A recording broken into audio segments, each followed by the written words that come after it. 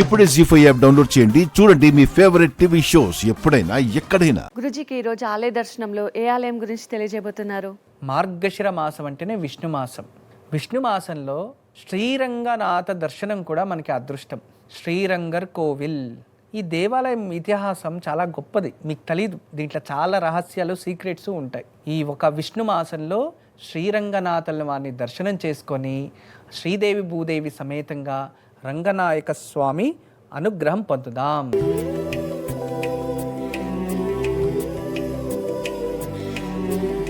మహబూబ్ నగర్ జిల్లా పెబ్బేరు మండలంలోని శ్రీ రంగాపురం గ్రామంలో నెలకొని ఉన్న శ్రీ రంగనాయకుల స్వామివారి దేవాలయాన్ని ఇవాల్టి మన ఓంకారం ఆలయ దర్శనంలో దర్శించుకుని తరిద్దాం.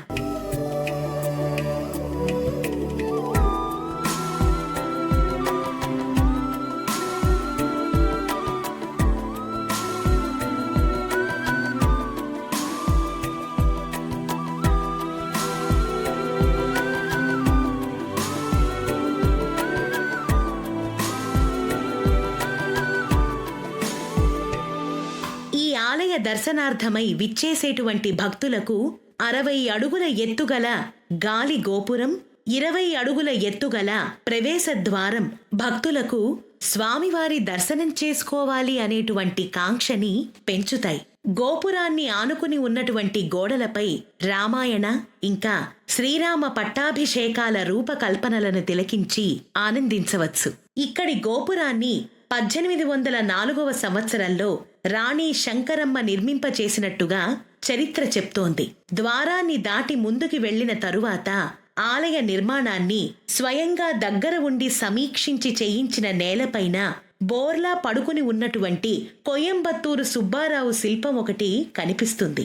ఆలయానికి విచ్చేసినటువంటి భక్తులందరి పాదధూళితో తన జన్మ ధన్యమవ్వాలనే సుబ్బారావు సంకల్పానికి ప్రతీకగా ఈ శిల్పాన్ని ఏర్పాటు చేశారు. ఆలయంలోకి అడుగు పెట్టగానే 2 మంటపాలు దర్శనమిస్తాయి. ఆలయానికి పక్కనే చెరువు కూడా నెలకొని ఉంది. కొట్టాయి, పార్వేట మంటపాలని ఈ దేవాలయ ప్రాంగణంలో మనం దర్శించుకోవచ్చు.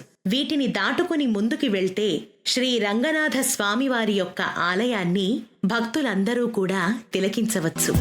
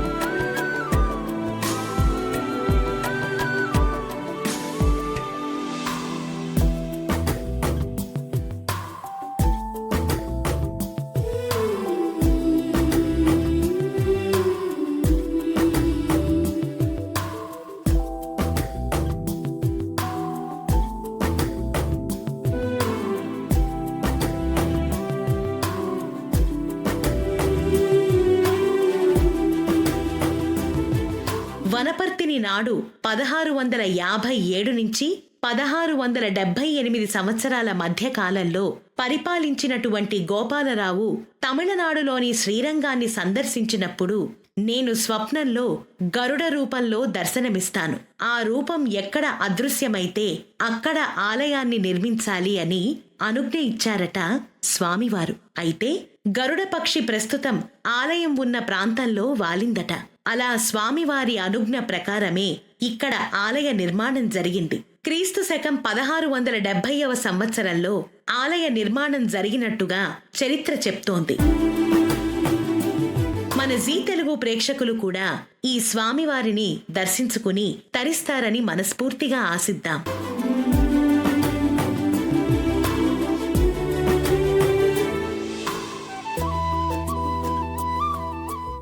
జీ5 యాప్ డౌన్లోడ్ చేసి అన్ని ఎపిసోడ్స్ పూర్తి ఉచితంగా చూడండి.